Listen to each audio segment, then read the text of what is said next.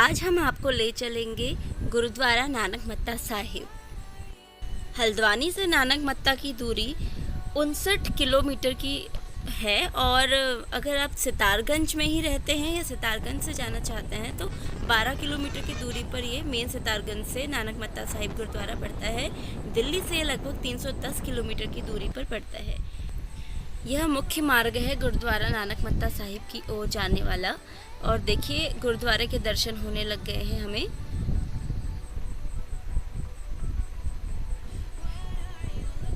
Parking की सुविधा यहाँ पर उपलब्ध है, आप अपनी गाड़ी पार्क कर सकते हैं। जैसा कि नाम से ही स्पष्ट है, यह गुरुद्वारा श्री नानक मत्ता साहिब सिखों के प्रथम गुरु नानक देव जी की तपस्थली है। कहा जाता है कि गुरु नानक देव जी सन 1515 में कैलाश पर्वत की यात्रा करने के लिए निकले थे अपने शिष्य भाई मर्दाना और बालाजी के साथ, और तब वे इसी स्थान पर रुके थे।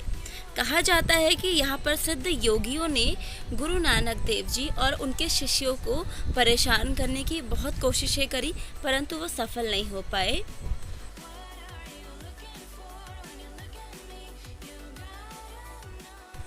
चाहे आप मंदिर जाएं या गुरुद्वारा या अपने इष्ट देव के दर पर, भगवान के दर पर जाने से पहले अपने सर को ढकना तो ज़रूरी होता है, और यह नियम गुरुद्वारे में बहुत अच्छे से निभाया भी जाता है।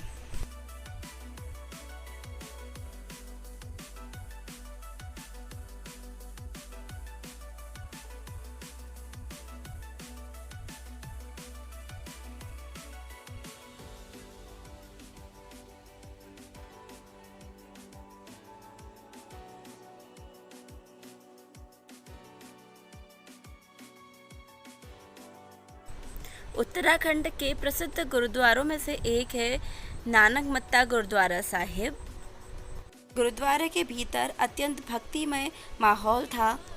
स्थापत्य कला या वास्तुकला का एक अद्वितीय उदाहरण है यह गुरुद्वारा साहिब, जिसकी खूबसूरती देखते ही बनती है।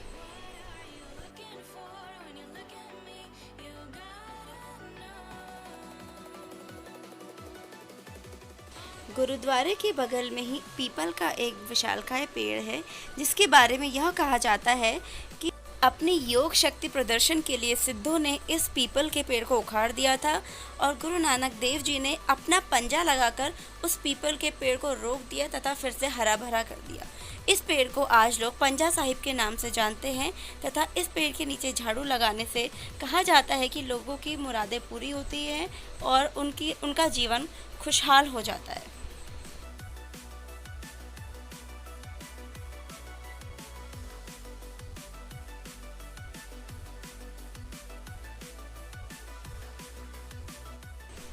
आइए चलते हैं गुरुद्वारे के भीतर ही बने सरोवर की ओर। यह सरोवर लंबे चौड़े वर्गाकार क्षेत्र में फैला हुआ है। सरोवर में स्नान करने के पश्चात श्रद्धालु हरमिंदर साहिब दरबार में मत्था टेक कर अपनी सुख शांति की अरदास करते हैं। परंतु लॉकडाउन के कारण इस समय इस सरोवर में स्नान करना वर्जित है और यहाँ पर कैमरा भी अलाउड नहीं है। कैमरा या सेल्फी लेना भी यहाँ पर बिल्कुल अलाउड नहीं है।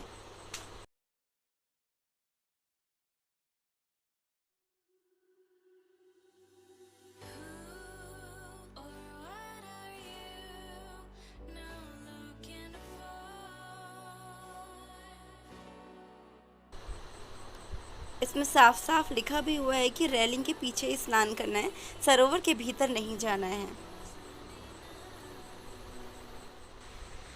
आप गुरुद्वारे की सुंदरता देखकर यह जान ही गए होंगे कि एक बार गुरुद्वारे के दर्शन करने के बाद वहां से वापस बाहर आने का मन ही नहीं करता है। मन एकाग्रचित हो जाता है और अलौकिक शांति की अनुभूति होती है।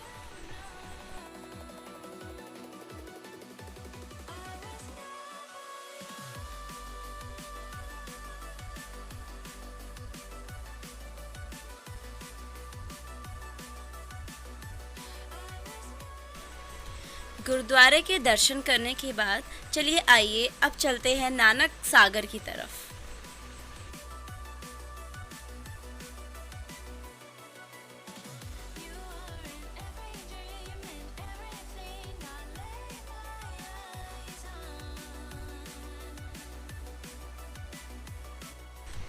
गुरुद्वारे से कुछ ही दूरी पर नानक सागर स्थित है, जो कि एक पर्यटन स्थल भी है, परंतु लॉकडाउन के कारण इस समय आपको यहाँ भीड़ देखने को नहीं मिलेगी, और मिलेगी भी तो कुछ इक्के दुक्के लोग ही आपको यहाँ पर देखने को मिलेंगे, जो कि आसपास के ही निवासी होंगे।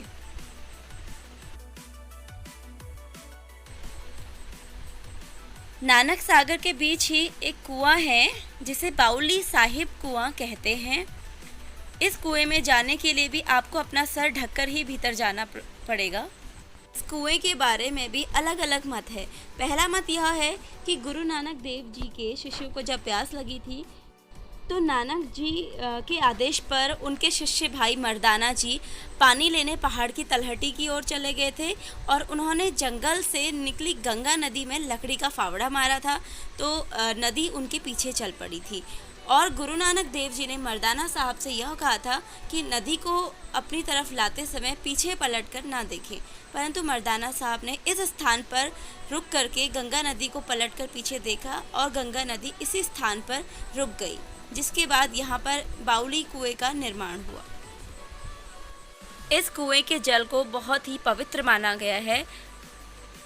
तो दोस्तों, इस वीडियो में नानक मत्ता साहिब के बारे में बस इतना ही। अधिक जानकारी आपको चाहिए तो आपको इस स्थल पर खुद ही आना पड़ेगा। आपको यह वीडियो कैसी लगी कमेंट सेक्शन में ज़रूर बताइए, और ये वीडियो पसंद आई हो तो वीडियो को लाइक कर दीजिए और हमारे चैनल को सब्सक्राइब कर दीजिए। Thank you so much.